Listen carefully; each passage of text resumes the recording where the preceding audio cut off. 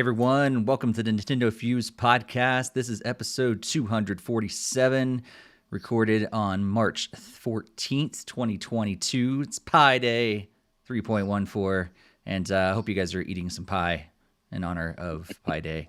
I have not had any pie today, but that's not what we're here to talk about. We're here to talk about Nintendo Switch celebrating 5 years of existence and a whole bunch of other stories as well. We got another review, but before we get into any of that, it's probably good to do some introductions. So my name is Steve, and I'm so glad to see all of you here. We've got a big chat room live going on right now, and so if you're in the chat, be sure to say hello and let us know what you think about all the stuff we're talking about. Also joining me, as always, is Barry. Hey, Barry, how's it going?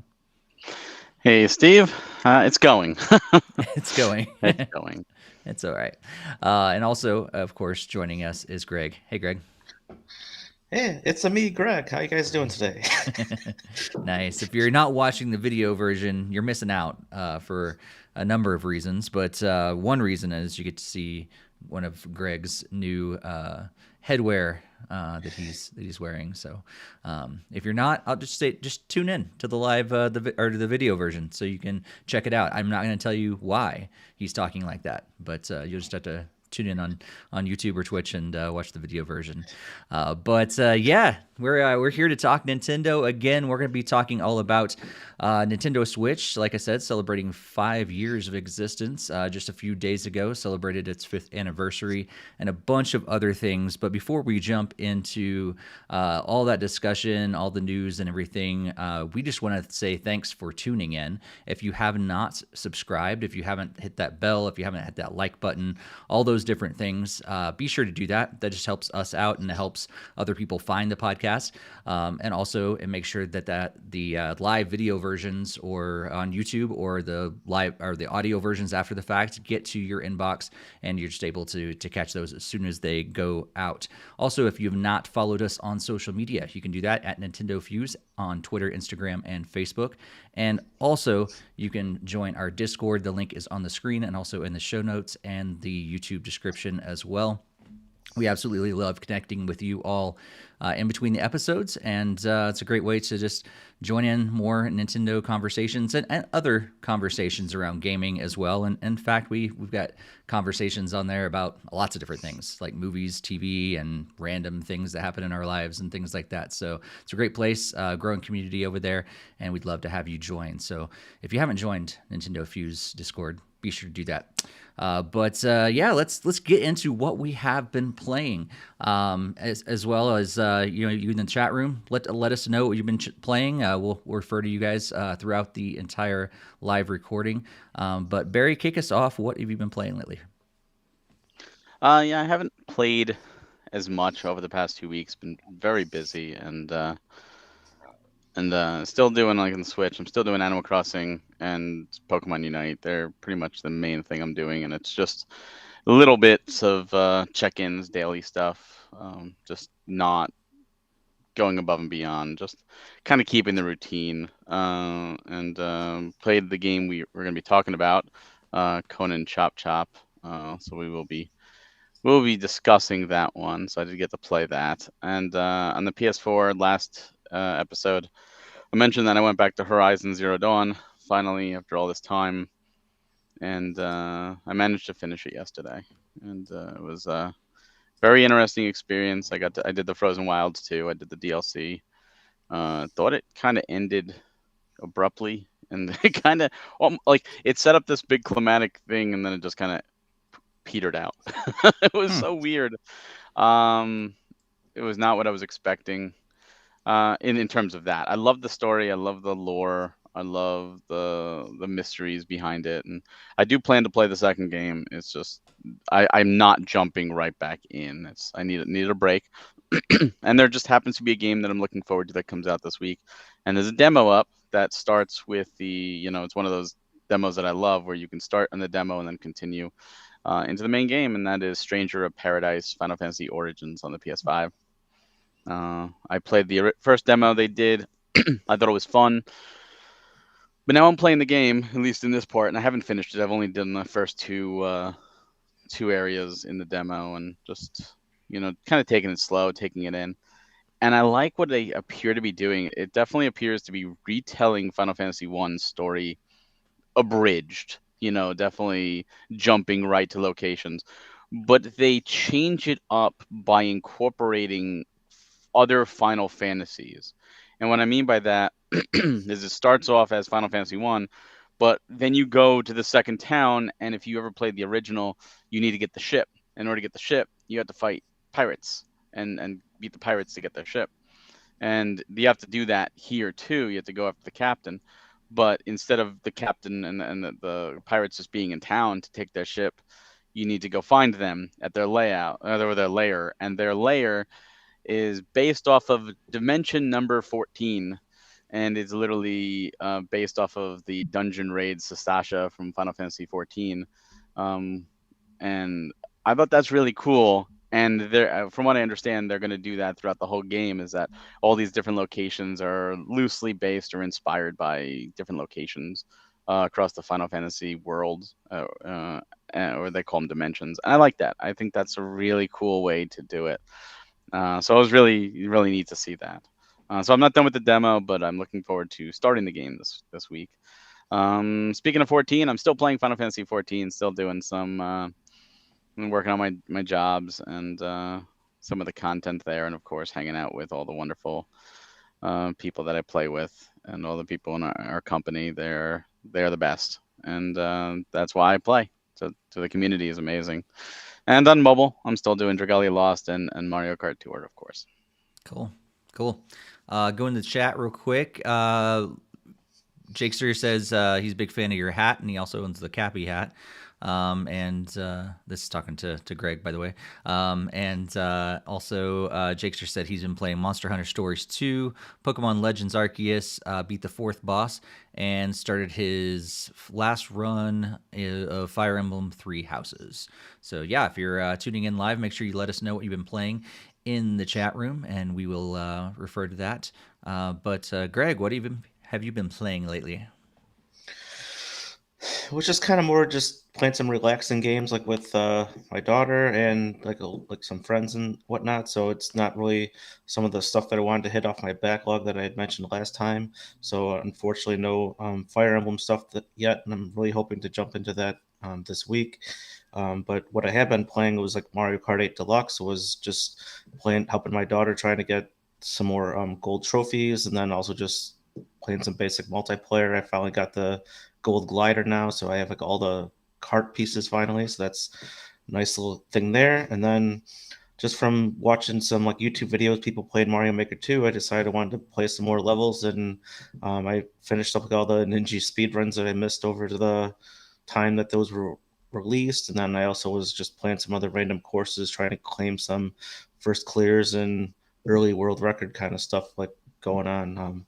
Just feel like unlocking some of those me outfits for some random reason. So just been having some fun playing some very creative and fun courses.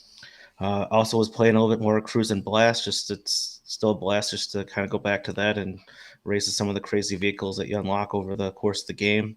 I already had all the keys, but it was just kind of like more just wrapping up some of the easy modes, gold trophies. Just had neglected those just because felt like you had to start on like normal and then go higher up. So we'll just kind of do some more basic leveling of some of the cars. Also dove a little bit into Smash Ultimate with my daughter. She still is obsessed with trying to get better at the game, and she's like, "Oh, while you're working, I'm using the training mode and trying to get better." So it's like, so still have a blast playing that from time to time. She's still designing some new courses for us to play, and she made a nice little death trap one with like a cannon, just continues to shoot you into one of those lava bar things or whatever. So it's like, once you're in there, you're like pretty much stuck, and you actually go all the way up to like 999%, and it's just lots of fun. Nice. And then also just the Conan Chop that we'll deep dive in a little bit later, and then Fire Emblem Heroes. So going at it, like they wrapped up like the 5th anniversary like last month, so it's just moving onwards towards this new year of content. Nice. I have been playing Rocket League, of course. Season 6 just came out of the free-to-play Season 6. This is like the second Season 6, but yeah, they restarted the seasons when free-to-play came out. And yeah, it's kind of a crazy, weird, strange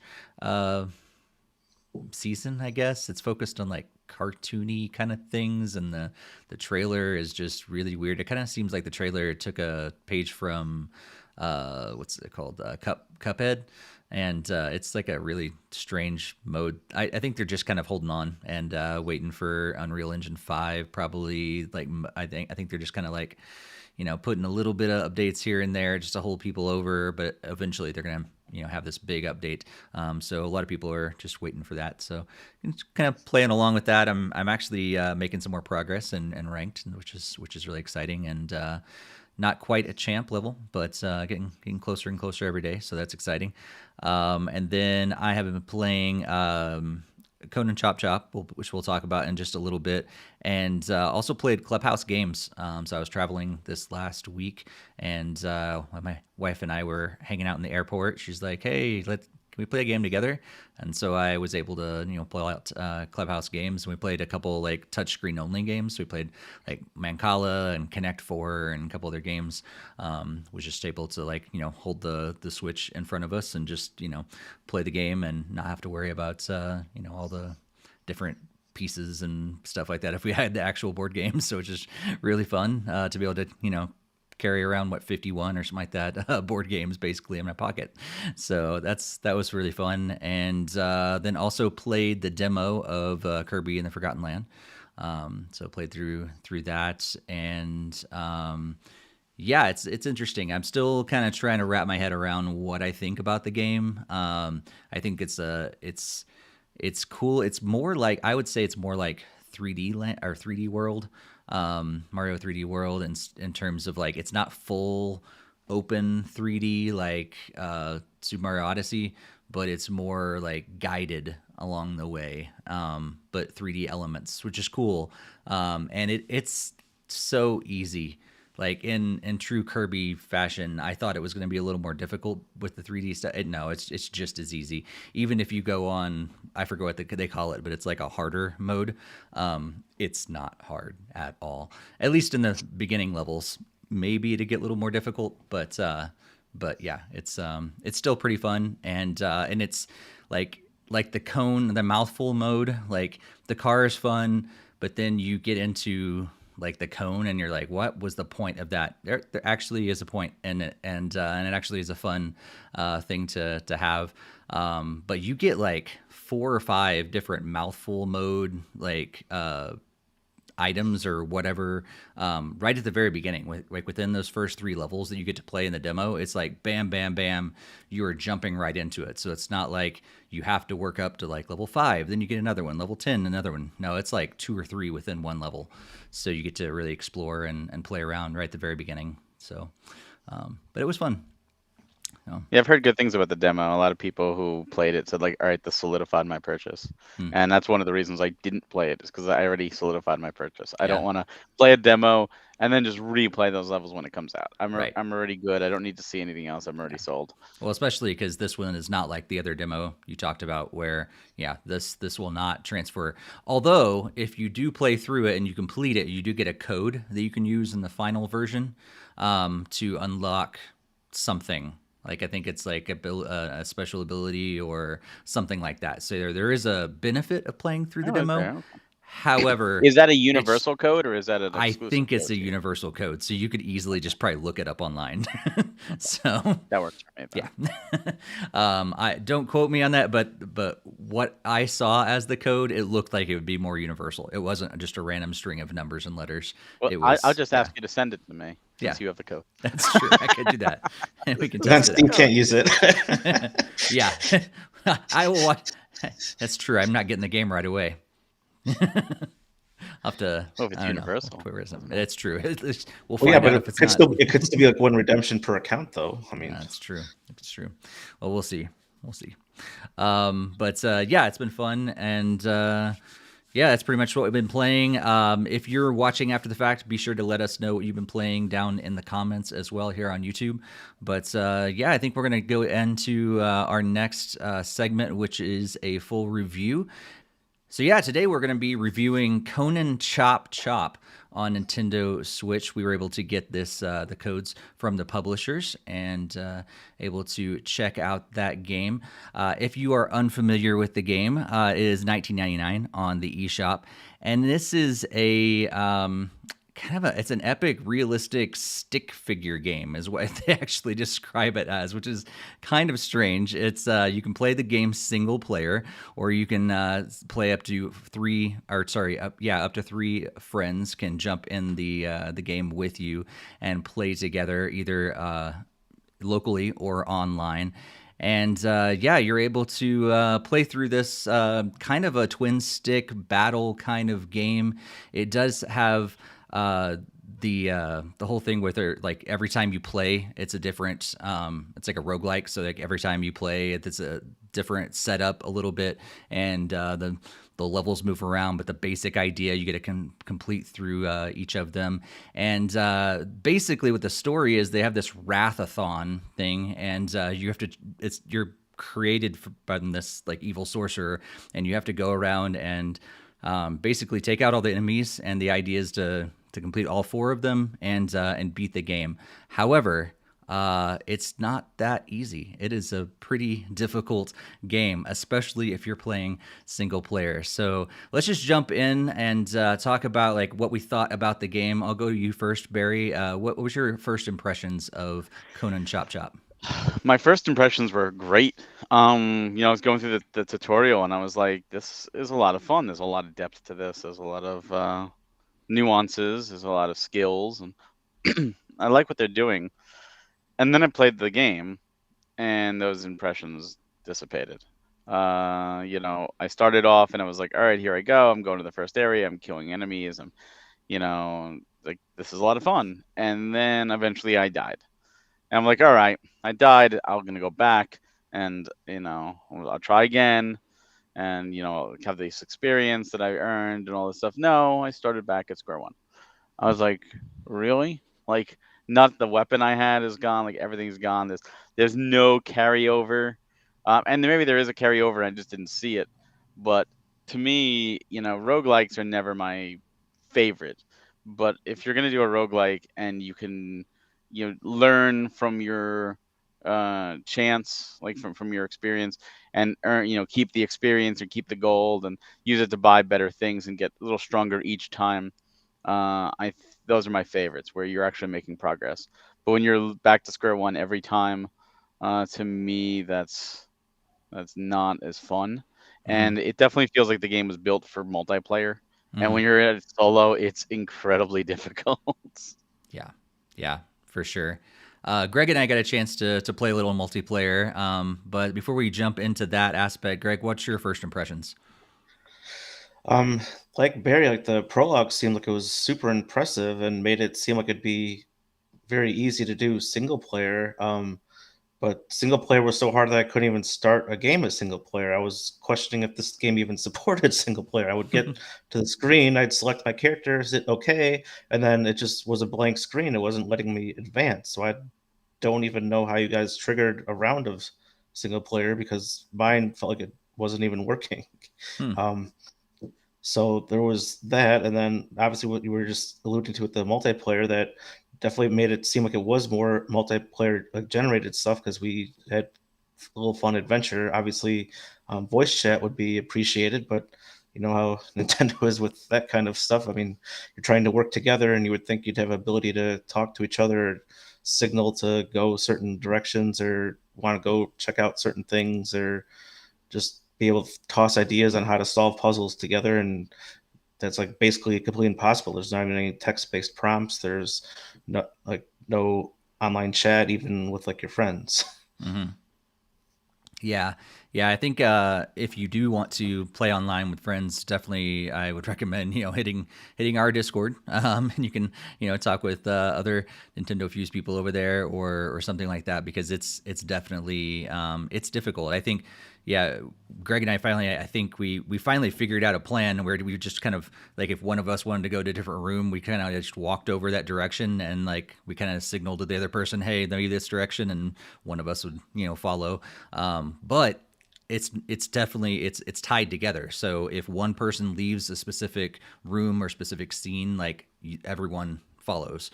So you have to stick together. The game forces you to stick together the whole time. So yeah, I pretty much the same as you guys. It's like, I think in the beginning, I was like, this is kind of fun. I like twin stick shooters. I like the idea there, so it's kind of fun to move around. It reminds me a lot of like the top down Zelda games, in a lot of ways. And you're able to like parry and block and upgrade your weapons and all that stuff, which is really fun. But I think it's a little too difficult for single player. Greg and I played, I think, a couple of rounds. First time we died pretty quick. But second time we almost, I think, beat the first level. We came really, really close, and I should have saved myself with some food there at the very end, and I got hit really hard by the boss, and it took out more than one heart, and I was not expecting that. So we ended up dying a little faster than I expected. Yeah, his first attack took me out. I wasn't even ready for it. like, all right, I guess Steve's going solo this whole boss battle. Yeah. And then you were holding up really good. I'm like, we have a chance. We might be able to beat this thing.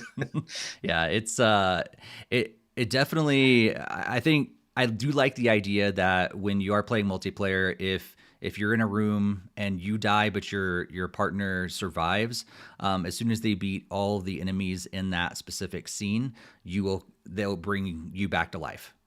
Which is nice. So like, and I think that's what you're saying, Barry. I think it really is built around multiplayer. If you're not playing multiplayer, this game is going to be almost torturous, really. But if you're playing multiplayer, it could be really fun, and I could see it being a lot easier if you're playing 4-player co-op the whole way through. I think it probably wouldn't be that difficult, and I think you could probably beat it 4 players. 2 players is still really difficult, but the more players you get, the more it's just easier to take out the enemies. And I didn't see any more enemies like the more players you have. So it's not like the game ramps up its difficulty if you have more players either. It seemed like the same level of difficulty, single player and 2-player. So yeah, any other thoughts? Like, what do you guys think about the graphics, sound, stuff like that? What do you think, Barry? I thought the sound was fine. I thought the graphics were cute. I mean, there's a lot of humor in there, and they played to that humor, especially using the Conan license, because it is a licensed game. I feel like they designed this game though as a 4-player game, and then they just allowed under 4 people to do it, and there's no scaling, and that sucks because I was really enjoying the prologue, and I'm like, this could be a ton of fun, and it very much reminded me of like Gauntlet style. And again, I'm not a big fan of like roguelikes, but if there's some kind of progress, if there's some kind of way you can keep going, or at least make it fair, like if a roguelike doesn't let you try on, but it's doable, and at least there's that. But this just felt like enemies were just taking so much of my life really quickly, and there was like 5 or 6 on a screen, and here I am solo, and I'm melee, so like I'd shoot my arrows and they'd be out, and then I'd run in there and I'd hit with my axe because I was playing as Conan, and they just tackle me, and I was like, this is no longer fun after like 3 attempts. I'm like, I'm literally not having fun at this point. Yeah.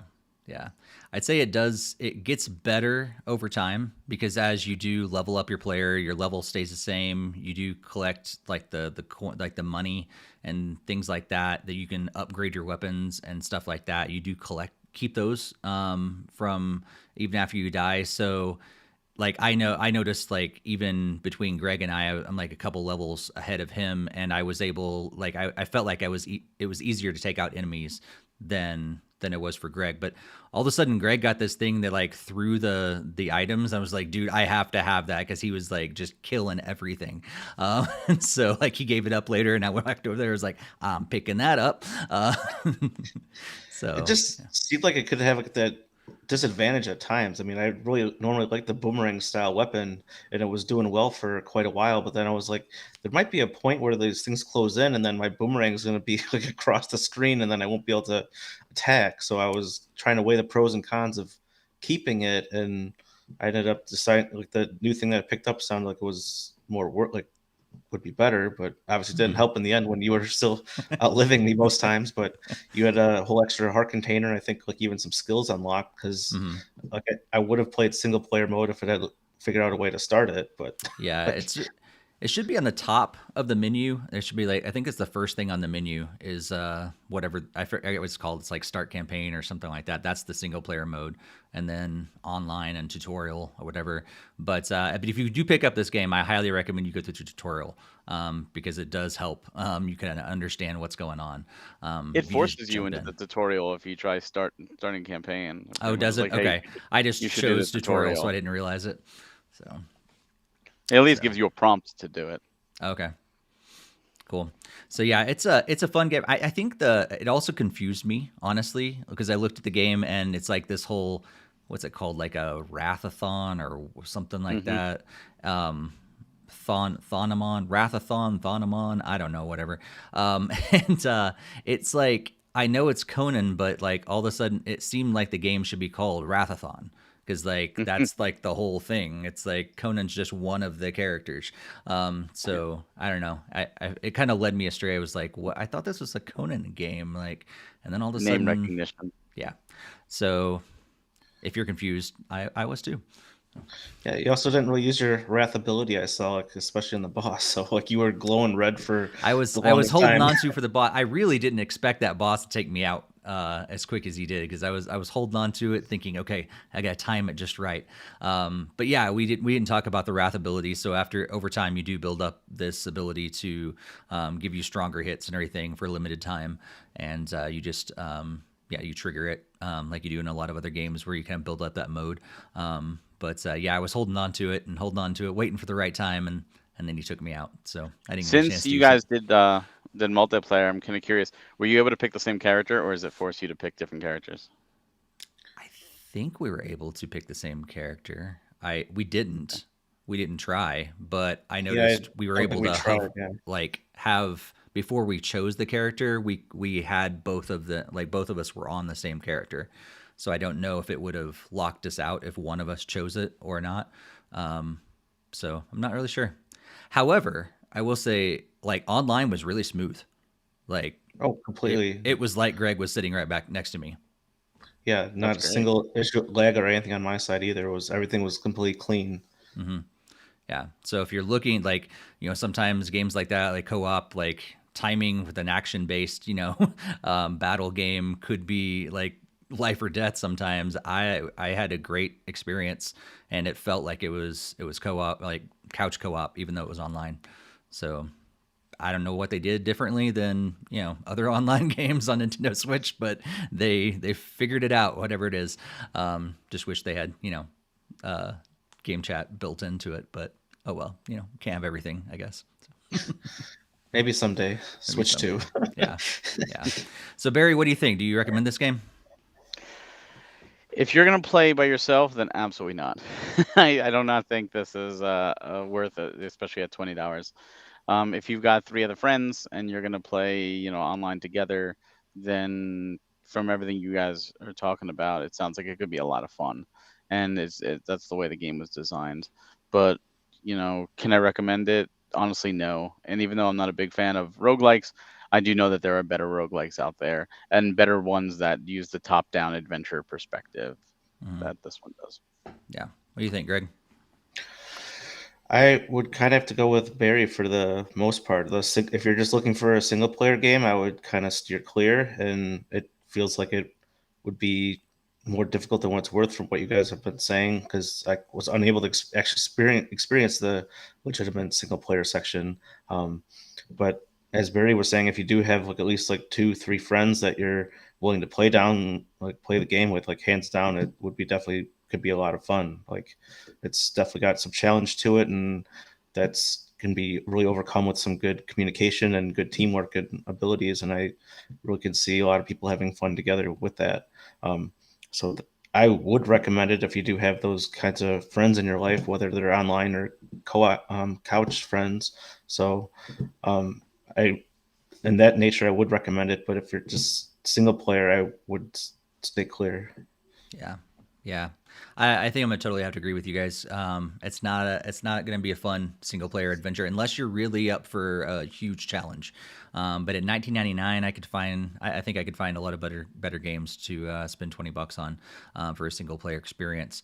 But multiplayer could be really fun. The problem though is you need friends that have this game. Both Greg and I tried to find just random games, and there's like no one playing this online right now. And it's a brand new game, so maybe right now, not enough people have found it. But yeah, there was like nothing out there to just jump in a random game. So if you have friends that also want to get this game, it could be a lot of fun. If not, it's probably going to be a pass for most people. But it was fun. It's going to be like a niche sort of thing. I think that some people are really going to enjoy it. Most people are probably going to pass. But yeah, thanks so much to the game's developers, publishers for giving us a chance to check it out and review it here. And that's Conan Chop Chop. All right. Well, let's move into our next section. And today we're going to celebrate 5 years of the Nintendo Switch. Can you guys believe it? 5 years. Like Nintendo Switch has been out for 5 years. I feel like it was just the other day when I was going and getting my Switch where did I pick it up? Best Buy. I ended up getting 2 because I didn't want to miss out. But picked up my Nintendo Switch at Best Buy from pre-order, and it was awesome. Brought it home and stayed up way too late and playing Breath of the Wild, and it was just a blast. But 5 years ago, on March, which is it, March 3rd? That's what Third, March yep. March 3rd was, Yeah, the 3rd. 5-year anniversary of Nintendo Switch. So happy anniversary, Nintendo Switch. What do you guys think? What are you guys thinking about the last 5 years of Switch? Has it been all that you've wanted it to be and more? What do you think, Barry? I will say that the last 5 years of my life have been some of the hardest years of my life. Very emotional, very taxing, a lot of death. And I will say that the Switch exceeded expectations in providing an escape, in providing a way to cope and a way to smile in the worst of times. And it's just, the library is just continuing to grow in a way I never expected to see Nintendo grow again, especially after the Wii U. And even though the Wii was successful, there were far more shovelware titles than there were heavy hitters. And that's not to say the Switch doesn't have shovelware. They absolutely do. But there's so many heavy hitters from Nintendo. And I mean, Nintendo came out swinging with the Switch, and they came out hard, and they're continuing to deliver hit after hit. And they're not all perfect games, but the Nintendo first party lineup on the Switch is, in my opinion, second to none. I will say that, and especially when you factor in stuff like NSO, with the online stuff there, and there's so many collections. The Switch has just become this like retro revival. Like everything, like Postal was just announced today as getting a remake on the Switch, and you got classics from like the N64 with like Turok, and then you get stuff from all years, NES games that didn't come over here and getting remade, and stuff like Ghost and Goblins and ActRaiser, and like, wait, what is going on?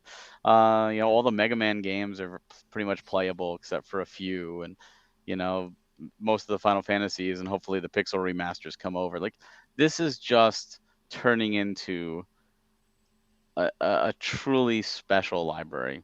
And that's not to discredit other systems, other Nintendo systems or other platforms, because every library is special in their own way. But the Switch has just done some incredible things, and I'm very, very thankful that I could partake on March 3rd, 2017.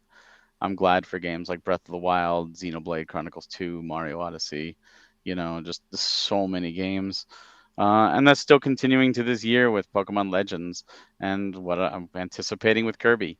So, I think 2022 is going to be a phenomenal year for the Switch. And Xenoblade Chronicles 3 is already announced, and that alone is enough. But there's just so many great games coming out, and if you haven't got a Switch at this point, I definitely think there's so many games to go for.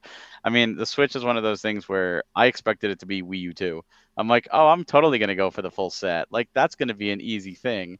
And at this point, I'm far too in, and I'm like not totally regretting it, but it's one of those things where I don't know if I have room for it all. It just keeps growing. That's true. That's true. Yeah, little did you know that you'd be collecting possibly thousands of games. Yeah. Well, the Switch also is, such a unique platformer that I got to become a publisher for it, Hmm. and I got to see the inner workings of behind the scenes with it and what it's like, and have my mark on this system at this point. Knowing that there are games now in the physical library that wouldn't have been there had, you know, my hand not been at the table, and not just me. Of course, my entire team is amazing, and very thankful for everybody. But it was all of our collective love for the Switch that got us into it, Hmm. and it's one of those things where had we all not been passionate about the Switch, we probably wouldn't have done it. And now we did it, and now we're able to talk to all these amazing developers, and every developer is in love with the Switch that we talk to, and it's just become a haven for indie developers and small developers and even one man teams to develop some truly special, unique games. And for that, again, is second to none. And I Yeah. really think the Switch could go down as the best overall library um, of all time. I mean, it Hmm. may not have every great game, but I think in terms of quality, it's just superb. Hmm. Yeah, it's getting more and more and more for sure.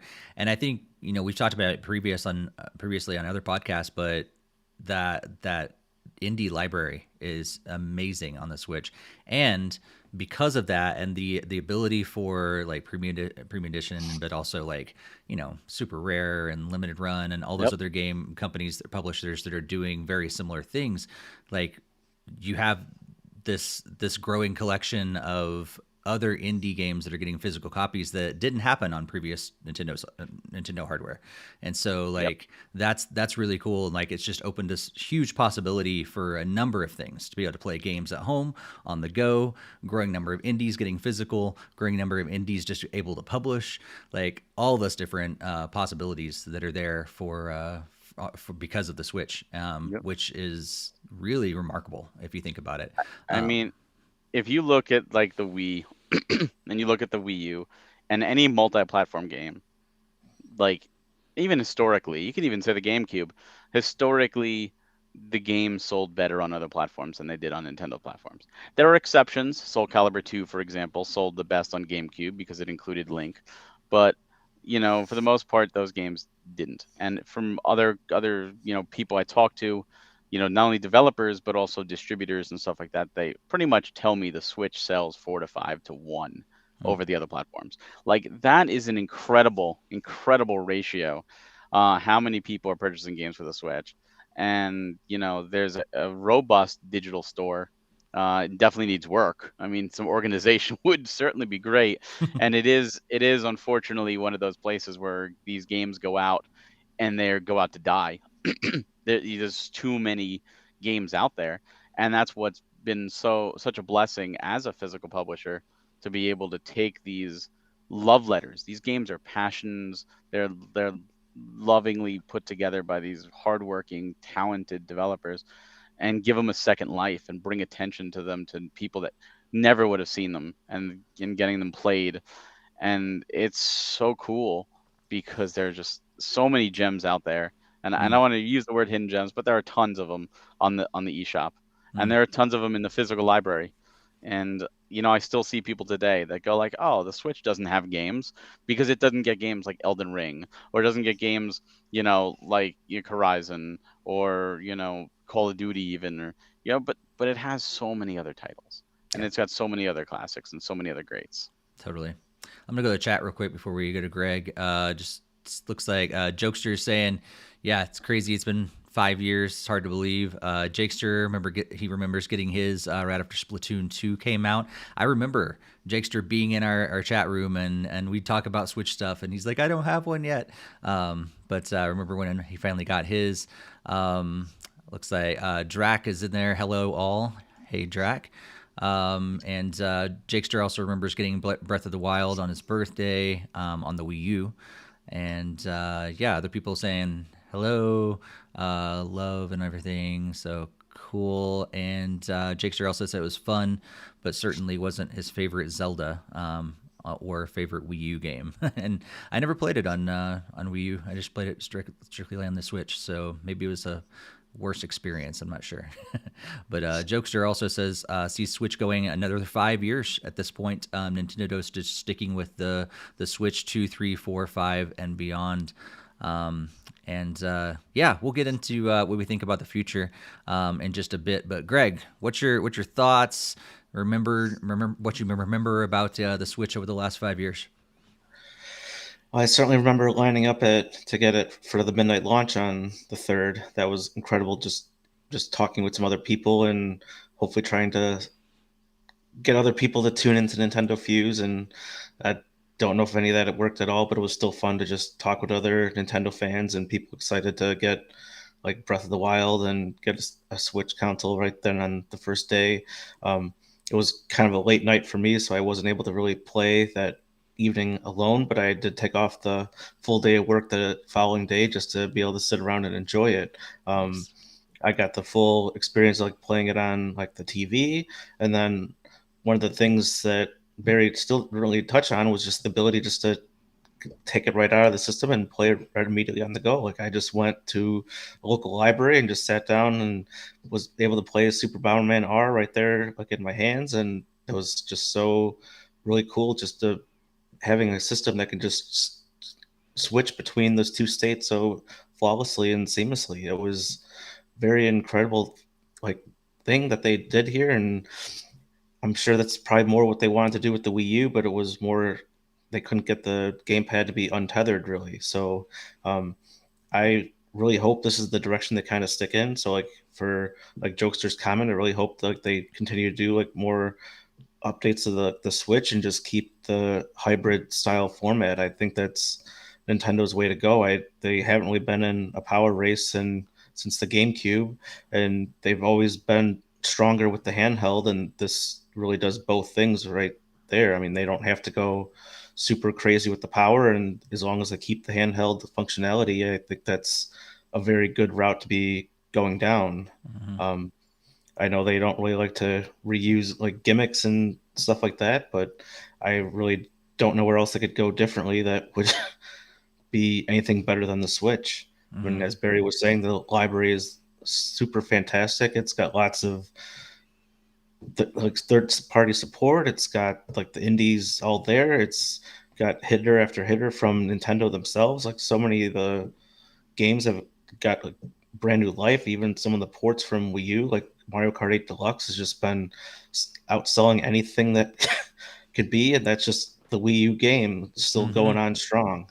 And now, like this Friday, we're getting more courses for it. That's just nuts. That it just won't stop selling. It's because it's that good of a game that so Yeah. many people missed out on the Wii U.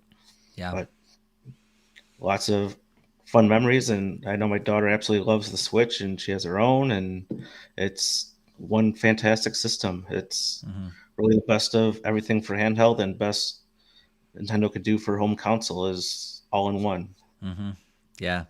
Yeah, I know Barry hit on this, with him personally. But Greg, I also know like you played a lot in handheld in the early years, traveling back and Yep. forth and work, and like you just Yep. mentioned, like the Switch is what helped your daughter get into gaming as well, and now you have all these memories with her too. I'm like, it's just crazy, Yep. like that both of you guys have this like huge emotional, I would say, attachment to this console, and you know, it has, as it's helped you through different aspects of your life and stuff, and I feel that's a common thread.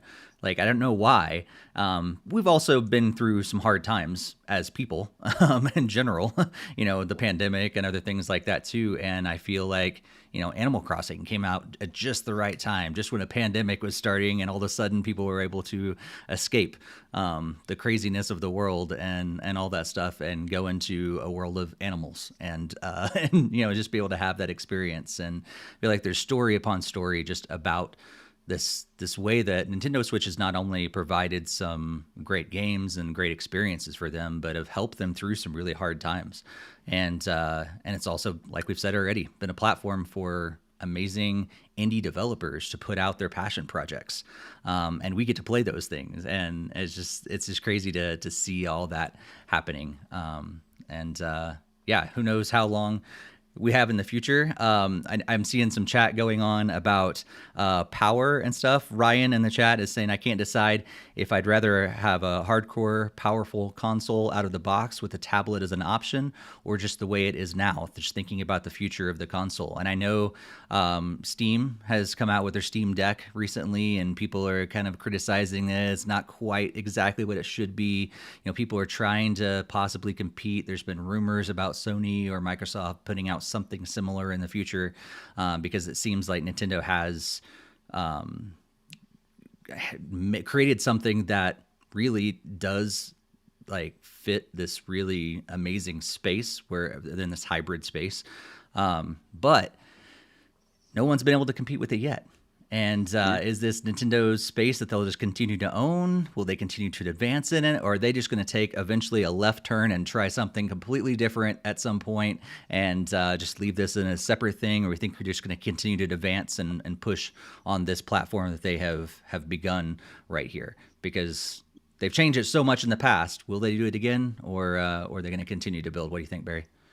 I think that they're going to build. I don't think, the Wii U was an attempt to be a follow-up to the Wii, and they really, in their head, thought that that was going to be a great idea, that was going to catch on.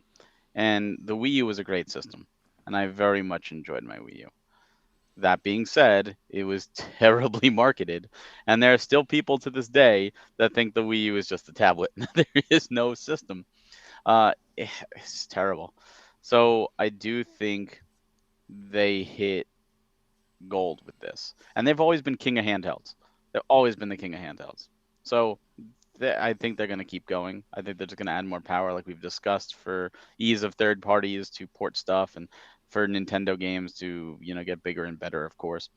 But Nintendo has their own charm. Their games will always have a charm. And from, if you think about it, if a game's on PlayStation and a game's on Xbox and it's on Switch and it plays well on all of them, when you buy it on Switch, you're buying two copies of the game. You're getting a console version at home, and you're getting a portable version for the same price. And that's really great. And of course, the Switch allows you still to do unique experiences like Nintendo Switch Sports coming out. Can't do that on other platforms. Clubhouse games, like you were talking about, can't do that on other platforms. So it does have that unique space. It just, I don't know. Nintendo did it right this time. They did the marketing right this time. When the Switch was first shown in that very first trailer, they showed adults. They didn't show kids. They don't need to market to kids. Kids are going to buy it. They showed adults. They showed adults doing it in real life situations. You're gaming and your dog needs a walk. That is a very adult thing that has to happen. You can still play while doing it. Go to the park. You're going out to a party. You're, in a car ride, maybe not stopping to play real basketball, to play digital basketball, but for the most part, they got it right. Yeah. But at least it showed a change, and they're continuing with that change. Mm-hmm. And I think they need to. The Wii U port has almost dried up. I do hope that a few more come over, but they're showing so many great, unique, original titles that they're in a good spot. Yep. In the chat, Faylene says, "My kids love the Switch. I hardly have to have a chance to play." And the youngest really loves the old NES games on it. So that's so cool. Is like like a lot of adults that I also know. Like, hey, like I really enjoy this system, but my kids are basically playing it all the time. I can't get a chance to play. That's why Greg's daughter ended up getting her own, Yep. so she didn't steal Greg's all the time. But yeah, it's so cool that there's so much there. And yeah, I'm interested to see where we go in the future. I agree, Barry. I think the marketing for Switch was on point. I was listening to Kit and Krista the other day, their new podcast of Nintendo Minute have a new podcast, and they were talking about the Switch launch and everything, and they said themselves, like, they poured a bunch of money and effort into that Switch launch, and you can tell, like, they did it well. It was pitiful for for the Wii U, but they ramped it up considerably for the Switch. Greg, do you think they're going to continue in the same model, or are they going to change it up? I mean, I personally would like to see them continue in the same model, but some reason I feel like they are probably going to somehow want to change it again. I mean, they're really known for their different kind of gimmicks, and the Switch kind of like brought like the Wii U and like the Wii to kind of get together almost, because you still have like the Joy Cons are still basically Wii Remote Pluses for the most part, and like you obviously have the screen in your hand, so it's like you don't need the TV to play your games. So I feel like they've already kind of are reusing those ideas, and they'll probably try to go something big next time. Are they going to go do VR or whatever? Possibly, I don't know, but um, I would like them to stay with the Switch concept. I think it works really well to be able to have something you just put right into the TV and then take it right out and resume playing instantly. I think that's a very important thing that they should be sticking to for future consoles, and they can always just add different controllers if they're trying to have different ways to experience things. But I don't know. I mean, it's really Nintendo likes to surprise us all. I mean, we always want to say we want more of the same stuff, and then they're like, "Oh, this is what you want here," and then they try to sell you on the new thing. So It's true. it Yeah, remain to be seen. I mean, it's I true. would absolutely love a Switch 2, Switch Pro 2, new Switch Plus 2. I mean, I really think that's one heck of a concept, and I would get that in a heartbeat because it supports all types of life. Like, you could bring it on vacation, you can still play it at home, you can play it on a train or a bus while commuting. It's so much Mhm. easier just to do it all in one instead of trying to do two different systems to do the same thing or Totally. have Yep. different kinds of experiences. But Yeah. When I love the system size, honestly. Like, I recently, I think I talked about this last podcast. I ended up getting the remastered collection of Life is Strange on my Xbox because it got delayed on Switch. But I was bummed I couldn't take it with me on the go to play in the airplane while I was traveling. I could like hauling my Xbox with me and a TV and everything else and hook it up to my hotel or whatever. Like, it'd be ridiculous, right? But like, this thing is basically the size of a gigantic phone with controllers attached to it, and you can easily take it on the go wherever you want. And just that alone is amazing. So, like, yeah, I agree with you, Greg, and Barry as well. I was like, I hope they continue to go down this path. But I think there's ways to advance it. I think, like, honestly, I think the OLED at 720 with a OLED screen, like 720p, like, that's fine. Like, it looks beautiful in handheld. Like, it doesn't need to, if they want to jump it up to 1080, great. But that small of a screen, you don't need like a 4K screen in your hand necessarily. If they can jump up the frame rate, cool. But put that power in the dock, and then when you hook it up to your 4K or eventually 8K TV or whatever, cool. It upscales it, and it's great. It's got extra power. But then, like, I love what you said, Greg, like, about, you want other experiences, put them in the different controllers or different things that you can attach to it. Make it a modular experience. But the core Switch hybrid console is still intact. Just build around it instead of completely changing it up, because they've, like you said, Barry, they've struck gold in this. Like, why change it if you can just add two rather than completely changing the whole ball game again? And like with that, they could possibly build on this library they've been building and all this other stuff. There's so much potential there if they could keep going down this path and just keep advancing it and enhancing it instead. Well, I think we've come to this point in time with consoles where they're pretty much computers. And I think going forward, we're just going to get more powerful iterations that are backwards compatible. Just like, you get a new PC, you can play your older games on it.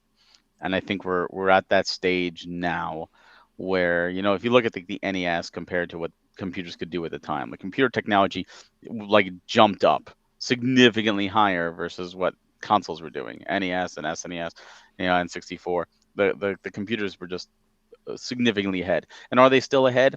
Absolutely. But the gap between like an NES, and an N64 and the Switch, it's huge, and I don't think that gap is going to be there now. I think we're so close. You look at a PS5, you look at a Series X, and you look at a high-end PC. You could have all the power in the world. If the game is not designed to output, you're not going to get anything. And even if it is, it's only marginally better. Mm-hmm. And that's just it. So I think at this point we're at the stage, and I could be wrong, but I think we're at the stage where even when we get new consoles, it's just going to be, backwards compatible with the old one. It's just going to be the next iteration. It's going to be the next iPhone. We all have them, or Android or whatever. We're the cell phone service, the smartphone service, proved that model works. Mm-hmm. And console makers have absolutely paid attention to it. That's why we got the PS4 Pro. That's why we got the Xbox One X. Those were tests. They succeeded. That's what's going to happen in the future. Nintendo is no stranger to it. New 3DS, the DSi, these are all more powerful iterations of their previous console. So we're just going to keep seeing that. Yeah. I think. And like you said, I think it comes down to also the gaming engines that are being built nowadays too can scale so much better than they could before.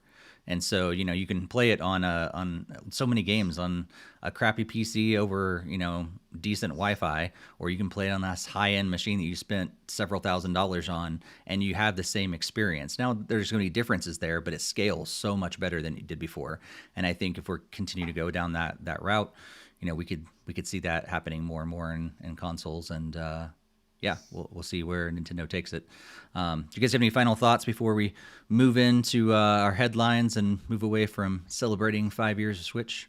Any final thoughts? Here's to another 5. Yep. Exactly. I hope it lasts a good while longer and able to still enjoy the ride while it lasts. Absolutely. Be really great if they can get those Wii U and 3DS eShops up onto the Switch. That'd be fantastic. Yeah, especially since they're going away soon. Yeah, at least now you can find Switches again in stores. Like, it's crazy. I mean, that they've been sold out for so long. Now, so part of that's just the supply chain issues and things like that. But things getting stuck in canals and everything like that nowadays. But yeah, it's crazy that it's still hard to find a system 5 years later. But if you've been waiting and holding back, I think you can start to find them now, and you can order them on the Nintendo store. So you can just order them straight from Nintendo now, which is pretty cool. Speaking of which, before we jump into the headlines, yeah, if you're tuning in the video version, you'll see Greg. What'd you get at the Nintendo store? So not only this really cool hat, but I'm an avid coffee drinker, so I saw like the Mario Day promotion stuff, and it's like, oh, I think it's time to pick up that Mario mug. And then just because I was a sucker to get free shipping, I needed like a $5 item. I did find I got the Mario Kart Uno deck. So Nice. my daughter learned how to play Uno this past weekend, and we must have played at least like 20, 30 some games of it. So it's really cool. And all the numbers are all represented with different characters from like Mario Kart and everything. And the wilds are like the item boxes. So it has like the question mark on it, and it's really cool. So it's really fun. Obviously, if you like Uno, it's a really fun way to play it with like your favorite characters on it. That's awesome. Yeah, that mug looks so cool. Like, people were talking about it earlier in the chat. Like, I really want it really bad. So one of these days, I'm probably going to end up getting it. I did cash in some platinum coins because they just sit there and expire. So I was like, why not use them?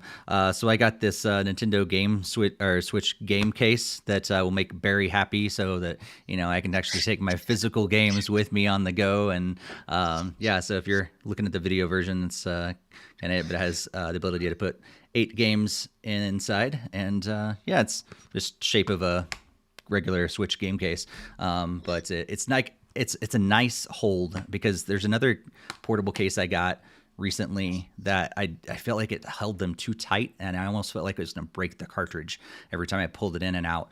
So I was like really hesitant, but this one it fits in there just like regular cartridges do in the actual game cases. So I was able to use 500 of my platinum points and cash them in, and just had to pay for shipping. I should have ordered the other stuff, so I got free shipping, I guess. But oh well. So I can have it like a little sandwich, and you can sample 8 different games with your tongue to see which one tastes the best. My Oh God, yeah, why? that whole we forgot about how Switch games taste weird. That was a new thing with Switch. We weren't licking our Wii U discs or our Wii discs or anything. We did blow into the cartridges though, like the N64 Oh, and the that's Super true. Nintendo and the NES ones. That's true. More so the NES than 64, but That's what the next Switch needs. It needs something that we can like blow into. I don't know. Well, the 3DS did have a microphone to do that. Good point. And the Wii U we did do. That's some other enhancements and features we need in the next Switch iteration, or things voice like chat, that. a microphone. What Yes. a concept! What a concept. 2022 voice chat. Who would have thought? Well, let's move into some headlines and go through these just to make sure that you guys know what else is going on in the world of Nintendo. We'll hit these headlines and make sure you guys know, and then, like I said, we'll chat about them afterwards as well. Barry, go ahead and kick us off. Sure. So the MPD for February 2022 came out, and it revealed that the Switch was #1 in hardware sales for the month in both units and dollars, which is actually quite rare right now, since the PlayStation and the Xbox sell for significantly more than the Switch. So they usually win in dollars. However, the PS5 leads in dollar sales year to date for the year thus far. Last month, Switch has ranked 3rd in hardware sales. Overall, the hardware sales, however, fell 27% when compared to February 2021 due to the continued semiconductor and chip shortage. In case you were one of the people looking for achievement systems, Nintendo has finally implemented a way to complete some missions and earn some rewards by doing so, by playing their online application. So if you're looking to get some free platinum coins and order a case just like Steve's, you can basically just open up your apps and play some NES games, Super Nintendo games, and N64 games. So then you can complete some missions and earn some free additional coins to get you free prizes from My Nintendo. Nice. Well, if you are one of the people that are still into Splatoon 2 and holding out for Splatoon 3, you may have caught the North American Open on March 11th and 12th, 2022, and Starburst was the winning team. If you missed out, basically kind of whittled down to the top 4 teams of Super P, Ascended Moon, Starburst, and Papaya, and Starburst and Super P advanced to the finals, and Starburst took them out in 4 games to 2 in a best of 7. So congratulations, Starburst, for winning the March 2022 Splatoon 2 North American Open. And if you've been living under a rock, you may not realize that the world isn't all peace and love right now. And while the growing conflict over in the Eastern European area has taken effect, many companies have now started to take a stance with the ongoing conflict, so to say. And Nintendo is no stranger to that. Nintendo told IGN that they have decided to suspend shipping all Nintendo products to Russia for the foreseeable future. This is due to considerable volatile surrounding the logistics of shipping and distributing physical goods.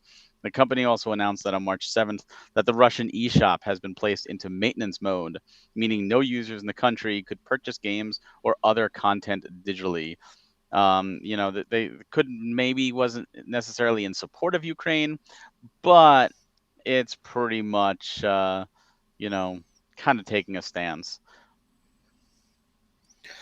And another part of that stance that Barry was just touching on, Advance Wars 1+2 reboot camp has been delayed for without further notice. So I know Advance Wars has like a history of having some bad timings on their launches. I think there was like an advanced one that launched like on September 10th from day before September 11th in 2001. So it seems like this series has like a almost like a little small curse to it, I guess. But hopefully we'll find out more when Advance Wars will release on Switch. Yeah. Yeah, lots going on in the world of Nintendo. Lots of crazy different stuff going on. What do you guys think about all these stories? Anything you want to further discuss before we start to wrap it up? Barry, any thoughts? Oh, you're muted. I'm really happy that Nintendo has done well again in February. Like I said, usually, even if the Switch outsells the other systems dollars wise, the other systems win because it takes 2 Switches to almost equal what a PlayStation 5 costs. So, and if the Switch Lite is sold at into 2.5, so it's really nice to see Nintendo doing very well in February, and I hope they keep it up. The decline certainly doesn't help, but the Switch is 5 years old, so that kind of comes with the territory. And the achievement thing was really out of nowhere. Mm-hmm. I mean, it's not the achievements we were looking for. It's a step in the right direction.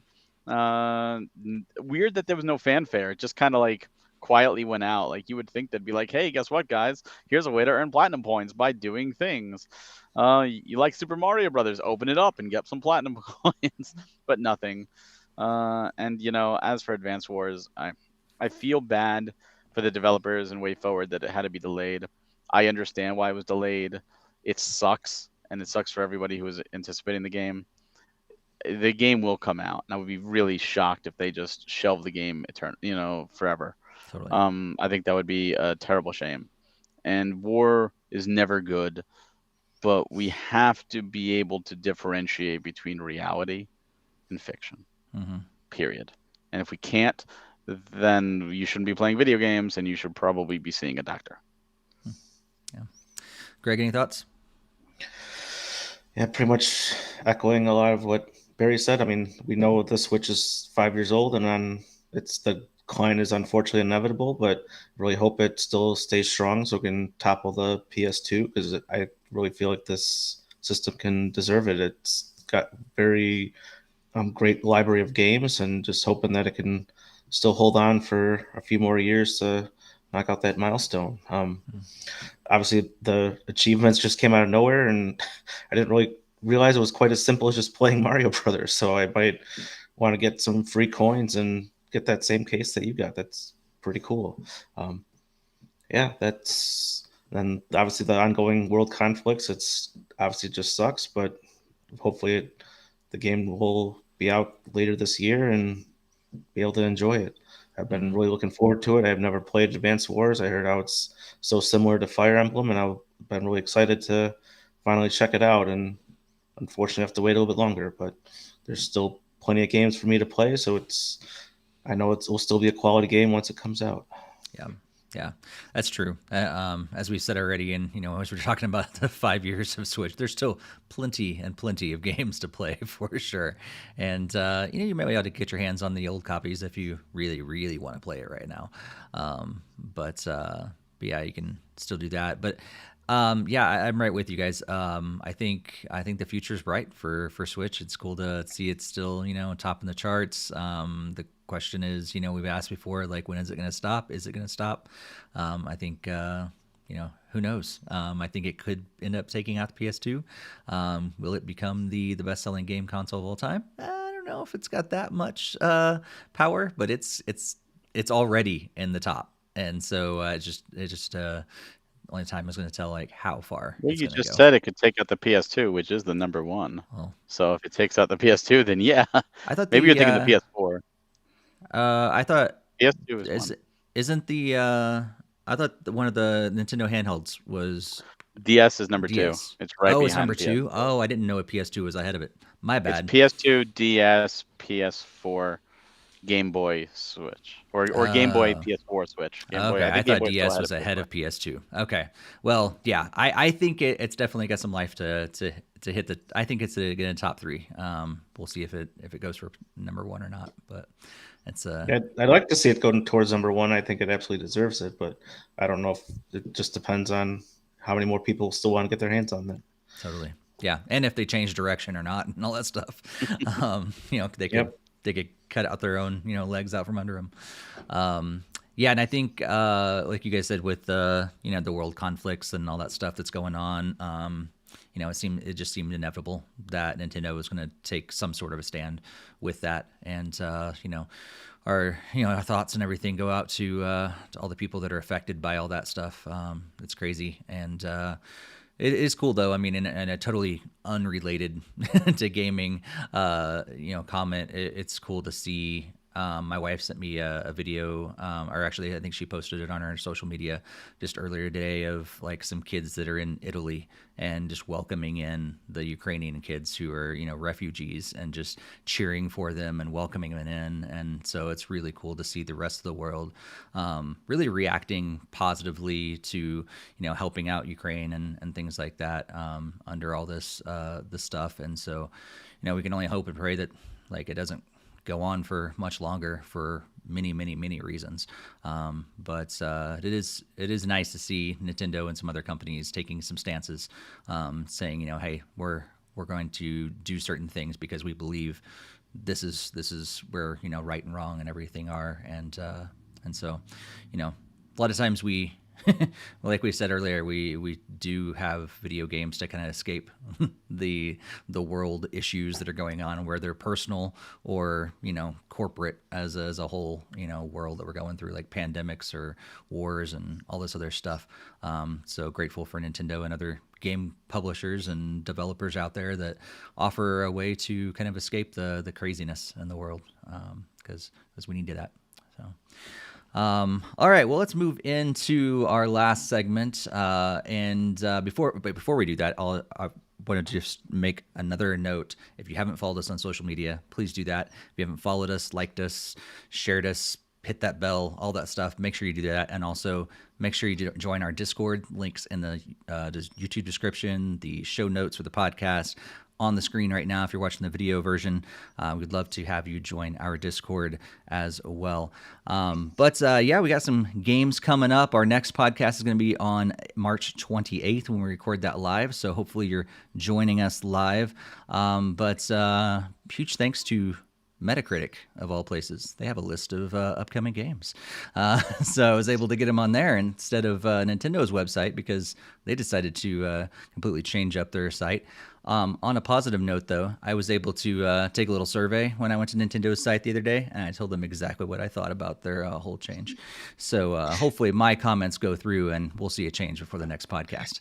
Not going to happen, but maybe. They're always listening. That's why They're always listening. the Nintendo Direct is coming before we know it, because we have another podcast. So That's right. That's right. Well, I'm going to scroll these games on the video version. You guys can see them on the screen and what's coming out over the next couple weeks. Some notable games to remember is the Mario Kart 8 Deluxe DLC starts rolling out on March 18th. Also, Rune Factory 5 comes out on March 22nd. And Kirby in the Forgotten Land is finally hitting the Switch, the full game, on March 25th. So there's several other games that are coming out too, but what are you guys hoping to play over the next couple weeks, Barry? This is when things start to get crazy, because I definitely want to do Stranger of Paradise. Rune Factory 5 is a game I've been very much looking forward to, and it comes so close to Kirby. And the truth is, depending on where I'm at in Stranger of Paradise and where I'm at in Final Fantasy 14 and where I'm at with just life, I might do Rune Factory 5 before Kirby, or if Stranger of Paradise really has me hooked, I might do it after Kirby. If I don't start it before Kirby, it'll be after Kirby. But those are the big three games that I'm really looking forward to. Nice.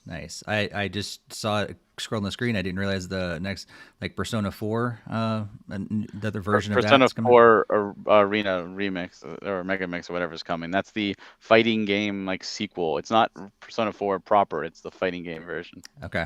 Yeah. The Switch gets the spin-offs like Persona 5 Strikers, but not the Right. proper games. That's right. Right. Greg, what are you hoping to play over the next couple weeks? Any new games, or are you going to be hitting the backlog? It'll probably be more of the backlog, but I did get a code for Wife Quest. I know I talked about that on the last podcast, so I did get like a code to review the game. So hopefully we can have a game chat coming up in the next like episode or two or whatever. So that will be something I'll be playing. Definitely those Mario Kart 8 courses on Friday. I was teasing my daughter and thought it was last Friday, so I know she got a little upset when they weren't there last Friday. So definitely can't make that mistake again. That I definitely know they're here this week. And then I'll probably be just trying to hit the backlog. I really want to hit the Fire Emblem games, but like the Mario games just keep pulling me back in, and it's unfortunate. I really want to jump into Fire Emblem Warriors, really jump into Three Houses, and then hopefully eventually get some time for Mario and Rabbids like after all that's wrapped up. So hopefully should see from there. Nice. Yeah, I'm definitely gonna be playing the Mario Kart 8 Deluxe DLC. Excited to get back on there. I haven't played Mario Kart in a while, so that'd be cool to be able to jump on there and play some of the new tracks. I know my wife was really excited about that when I told her. I was like, hey, they're gonna be launching some new tracks, and she's like, when we play them? I'm like, well, we gotta wait. So yeah, not much longer. And then, yeah, I think I'll eventually be playing the full version of Kirby. I don't know if I'm gonna pick it up right away, but eventually that'd be a game that I jump on. Some of those games that are like single player kind of experiences, I know I can wait because it's not like I'm gonna miss out on anything. But I do have like several other games. I eventually do need to play through Earthbound. I keep thinking I'm going to, and then end up playing Conan Chop Chop instead. But yeah, I do want to hit some of that backlog as well, and some of those games like Earthbound that I really do want to finish at some point. And so I need to. How about get on Life there. is Strange? I do need to get back to Life is Strange now that I'm not traveling. I can. You need to play Life is Strange 1 now. So yeah, I'll probably end up playing the Life is Strange 1 at some point near in the near future. Oh man, I want to hear your thoughts. Oh man, there's so many games, so many games, not enough time. What's that? Once it comes to Switch, I'll be joining in Life is Strange 1 and 2 as well, but hopefully that still launches this year as well. That's I'm true. sure it Yeah, don't play it on iOS. That's for sure, because it is not a good experience whatsoever. I don't need another phone game. Fire Emblem Heroes is good enough for me. Yeah, Fire Emblem Heroes is built for phone. Life is Strange is not. It's awful. Yep. Awful experience. It's bad. But yeah, on the consoles, it's great.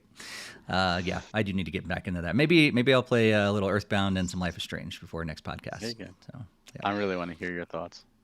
Yeah, Earthbound has been on my list for the longest time, and hopefully I can get to Beginnings and eventually make it to the second one. We got to beat Beginnings and Earthbound before Mother 3 finally comes out. So we got at least 10 years. So at this rate. Yeah, right now I'm trying to do Fire Emblem Warriors before the new one comes out in June. That's a little bit more of a time constraint. Yeah, that's for sure. But Well, who knows? Maybe Nintendo will say Earthbound Mother 3 is coming by the end of the summer. I don't know, but who knows at this point? They'll just it's probably just be a shadow drop sometime, and they're like, oh, by the way, you complete enough achievements in the Nintendo Online thing, you can unlock Mother 3. And it'll just be like a press release, and that's it. Well, it's been great talking games with you guys. It's been great interacting with the chat room, seeing a lot of chat going on there. It was just awesome seeing more and more people every week or every 2 weeks. We do this podcast. So, yeah, it's been cool to see that community grow. If you've not yet, share this with other Nintendo gamers out there. We would love for you to just kind of get it out there with other people who enjoy gaming. Greg, anything big coming up over the next couple weeks that you want to share with the audience that they should also be looking forward to, or anything you're looking forward to the next couple weeks? I don't think anything in particular. I did get some games from Premium Edition, like the Pigeon Dev games, and that was really cool to finally be able to see that and hold it in my hands and see all the awesome quality that Barry and Co. and now me have been contributing towards. So that's really great to be able to see stuff like that. And pretty much just will be continuing on playing some games on at home and helping out Barry and team where I can. That's cool. That's cool. And you guys had the special release of a game that happened like last week. It was like right after the last podcast, right? How'd that go? Yeah. It's going well. We still have a couple copies left online. So it's Demon's Tier Plus. It's for it's a Gamers for Gamers variant, and $10 of all proceeds goes to Gamers for Kids to help set up game rooms for homes, orphanages and stuff like that. It's an exclusive cover, exclusive dog tag. They should be shipping out this week. We did have a little printer malfunction, but I've seen videos of the dog tags printed. I've seen each game has the number etched in with the logo into the slip cover. So it's each one is individually numbered, and it looks amazing. That's cool. That's cool. Barry, anything else coming up in your world over the next couple of weeks? Not really. It's kind of quiet, and I think I need that right now, so that's good. But there's still a lot of work behind the scenes that I can't talk about. It's quiet in the sense of there's not a lot to publicly talk about, but in terms of work, there's a lot. You're working on a script. I saw the other day you tweeted about. Yeah, I am. I'm in fact working on the Series 4 Direct script. It's not finished yet, but I am in the process of working on it. And then even then, it's not done. With the table reads and going over the draft and changing things and making it so that it's good, and then making sure we have the assets. It's a big process, but it's being worked on. Cool. Well, it's been awesome. Like I said earlier, talk with you guys and our chat. And we'll be back live on March 28th for our next episode, live recording of the podcast. But until then, happy gaming, everybody. See ya. Have a good one. See you next time.